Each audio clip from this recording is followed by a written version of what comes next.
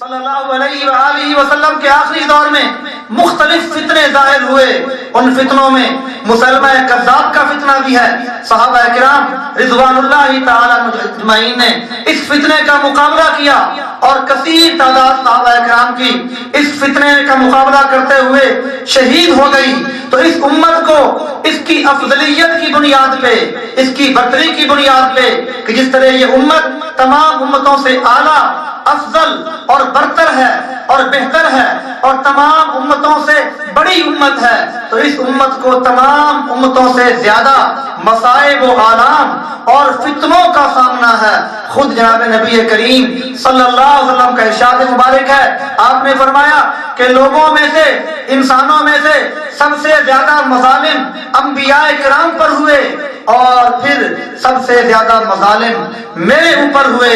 یعنی سب سے زیادہ مظالم کا سامنا جناب نبی کریم صلی اللہ علیہ وآلہ وسلم کو کرنا پڑا.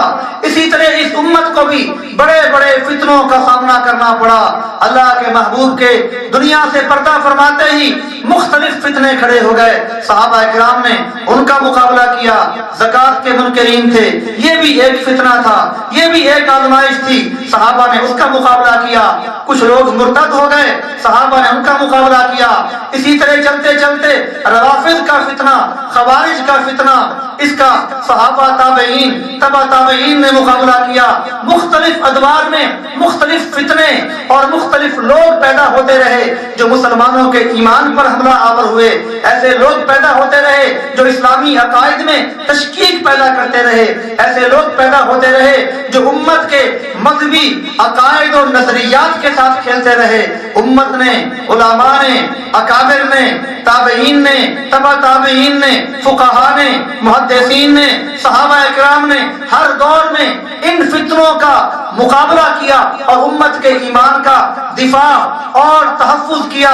ہر دور میں کبھی کوئی غافل حکمران آیا، یہ بھی امت کے لیے فتنہ تھا. کبھی کوئی لاپرواہ حکمران آیا، یہ بھی امت کے لیے فتنہ تھا. کبھی کوئی بے دین حکمران آیا، یہ بھی امت کے لیے فتنہ تھا.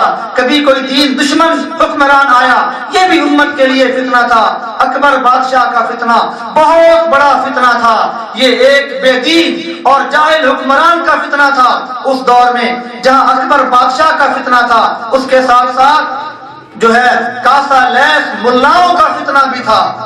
پیسے کے عوض اپنی بات بیچنے والے ملاؤں کا فتنہ بھی تھا. جیسا کہ ابو الفضل بہت بڑا فتنہ تھا، فیضی بہت بڑا فتنہ تھا. یہ بھی اس امت کے لیے، خاص طور پہ پھر بر صغیر کے مسلمانوں کے لیے بہت بڑا فتنہ تھا. اس فتنے کے مقابلے کے لیے اللہ نے حضرت شیخ احمد سرہندی کو بھیجا. شیخ احمد سرہندی اس فتنے کا مقابلہ کرتے رہے. آپ گوالیار کے قلعے میں گئے، قید و بند کی صعوبتیں برداشت کی. ان قید و بند کی صعوبتوں کو برداشت کرنے کے بعد اللہ نے نظام کائنات کو بدلا، دنیا کو بدلا. پھر اسی مغلیہ خاندان میں جہاں اکبر بادشاہ جیسا بے دین حکمران تھا، اسی مغلیہ خاندان میں اورنگزیب عالمگیر جیسا ایماندار حکمران پیدا ہوا، دین کا خادم حکمران پیدا ہوا، عادل حکمران پیدا ہوا، جس نے امت کی ہر محاذ پر رہنمائی کی. شرعی محاذ پر، فقہی محاذ پر، علمی محاذ پر، عملی محاذ پر کوئی محاذ خالی نہیں چھوڑا.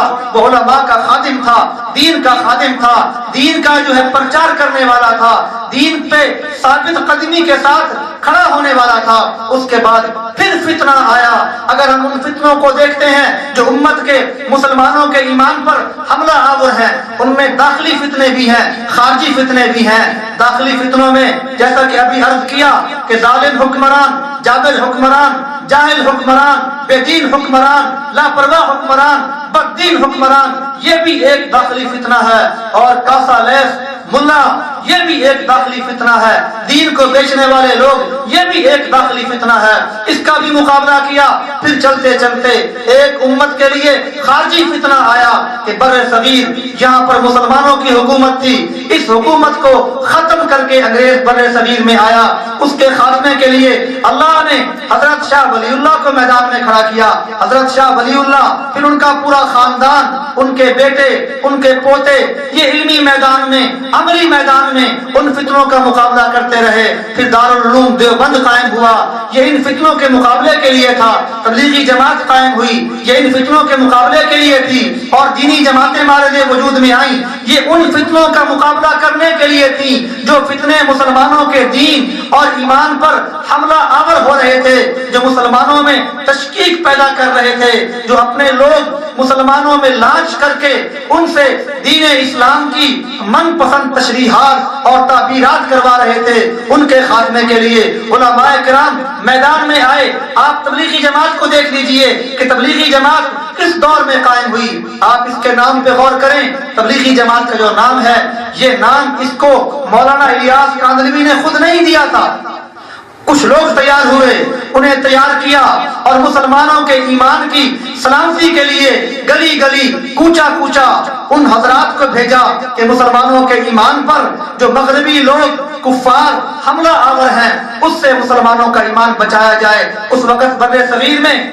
شدی کی تحریک عروج پر تھی، جو مسلمانوں کو ہندو بنا رہی تھی، کفر کی طرف راغب کر رہی تھی۔ اس کے مقابلے کے لیے تبلیغی جماعت یہ حضرات میدان میں آئے۔ ان لوگوں نے آ کے امت کے ایمان اور اسلام کا دفاع کیا۔ مدارس قائم ہوئے جنہوں نے لوگوں کے ایمان اور اسلام کا دفاع کیا۔ علماء کرام میدان میں آئے جنہوں نے مسلمانوں کے ایمان اور اسلام کا دفاع کیا۔ آج پھر پوری دنیا، پورا عالم کفر مل کے امت مسلمہ کے افکار و نظریات اور ان کے عقائد اور ان کے ایمان پر حملہ آور ہے۔ آج پھر امت کو ضرورت ہے کہ امت غار میں چلی جائے اور اپنے ایمان کی حفاظت کرے۔ وہ غار کون سا ہے؟ آج کے دور میں سب سے بہترین غار مکہ اور مدینہ ہے۔ میرے آقا کا ارشاد ہے، آقا نے فرمایا کہ مکہ اور مدینہ یہ وہ علاقے ہیں جہاں دجال داخل نہیں ہوگا۔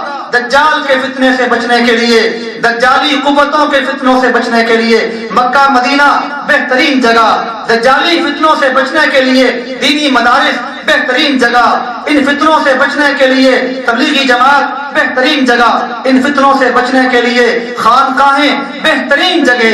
اور آج یہ فتنے گھر گھر میں داخل ہو چکے ہیں۔ آج کے اس دور میں انٹرنیٹ یہ ایک بہت بڑا فتنہ ہے جو ہر حوالے سے، ہر لحاظ سے مسلمانوں پر حملہ آور ہے۔ ہم نے انٹرنیٹ کے لفظ پہ ہی غور نہیں کیا۔ اس کا مطلب یہی ہے کہ اس جال میں گھس جاؤ۔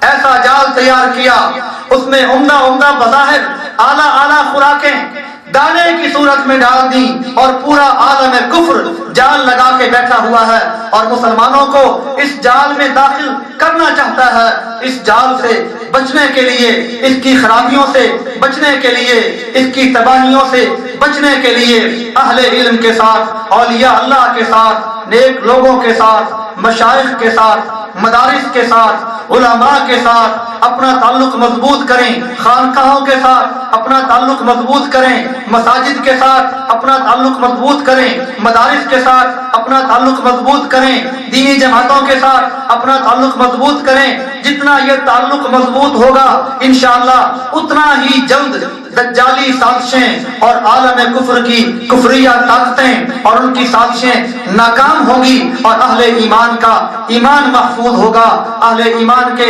ایمان میں ترقی ہوگی۔ اہل ایمان کو سب سے زیادہ اپنے ایمان کی فکر کرنی چاہیے، کیونکہ ایمان ہی وہ متاع عزیز ہے جس کے لیے اولاد قربان ہو سکتی ہے، ایمان ہی وہ متاع عزیز ہے جس کے لیے جائیداد قربان ہو سکتی ہے، ایمان ہی وہ متاع عزیز ہے جس کے لیے والدین چھوڑے جا سکتے ہیں، ایمان ہی وہ متاع عزیز ہے جس کے لیے دنیا کی تمام چیزوں کو ایک طرف رکھا جا سکتا ہے، ایمان کو نہیں چھوڑا جا سکتا۔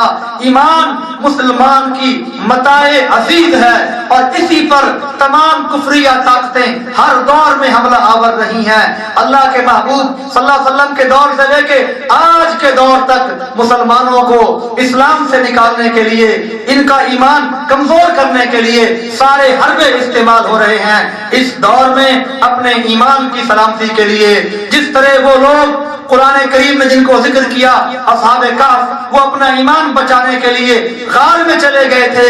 جب وہ اس غار میں داخل ہوئے ان کا ایمان بھی بچ گیا اور کائنات کا نظام بھی بدل گیا.